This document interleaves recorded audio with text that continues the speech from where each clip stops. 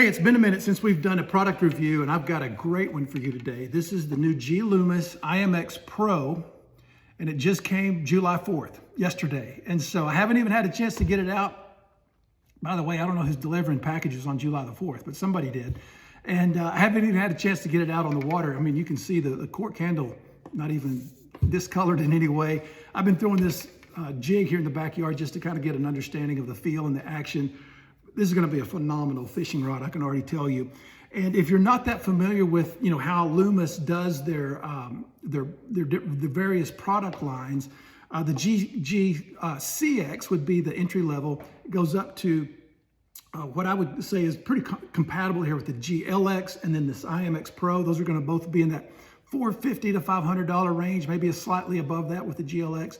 And then you go all the way up to the NRX Plus, which is their top of the line in the G LOOMIS lineup. And so what I think, when I think of the IMX Pro series from Loomis, I think of very technique specific rods. They'll have a frog rod, they'll have a Carolina rig rod, a spinnerbait, jerkbait, crankbait.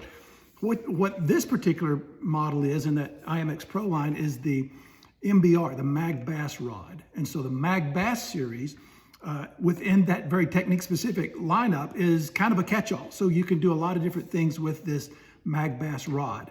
This is a 7-foot rod. They also make a 610 and they come in medium heavy, and heavy. So this is a 7-foot medium heavy fast. And I know you can't see the, you can't really see the taper there or the flex that I'm putting in the rod, but it's got a really nice deep parabolic flex or bend to it, which is, what most of us like. We like that deep flex just for, keeping fish pinned a little better.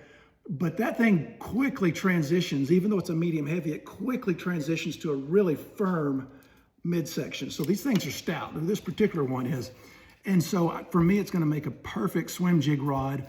Or if you're throwing a little swim bait, I mean, you could work a Texas rig. So many things you can do with it, which is kind of why it's called that mag bass rod. It's just sort of a catch-all type of designation. Now, because of that, you're going to get a solid cork grip here. And all of the other IMX Pro rods are going to have a split cork handle here. So if you're throwing a Carolina rig or a jerkbait rod, you're going to have that split cork handle. Really nice ergonomic taper here, premium cork. I mean, you can see, I haven't even got it dirty yet, but this thing is just really comfortable in your hands. It feels great. But it transitions up here as we move up to this CI4 Plus reel seat. I'll show you that real quick. The CI4 Plus is what G LOOMIS and Shimano are putting on all their premium stuff now. And that's their proprietary reel seat that extremely rigid. I mean, this thing has no flex, so you're not going to get that separation between the reel and the handle on a firm hook set. Whatever would cause that much stress, it does not bend or flex at all. It's also low profile, and they say that this added raised section here enhances the sensitivity of the rod because it comes in better contact with the reel seat. We'll take their word for it. I couldn't tell you, yeah, it is or it is not, but I can tell you that the reel seat is extremely comfortable, just super ergonomic.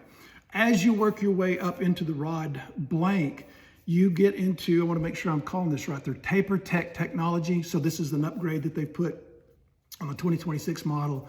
And the Taper Tech is just thinner, smaller diameter individual fibers. And we've talked about modulus on another video, but I think what you're getting with this is smaller diameter. You're getting less material. You're getting lighter and more sensitive as they continue to upgrade these blanks. And so I think they put a really great aesthetic on this. It's primarily throughout the rod blank, it's this matte black, and then you've got the kind of the gloss black. Well, really cool gloss black here. I just like rods that are kind of understated. I don't like big bright colors. I just think they look a little cheesy, but this one looks super classy. It looks like a serious fishing rod. I guarantee it's going to be.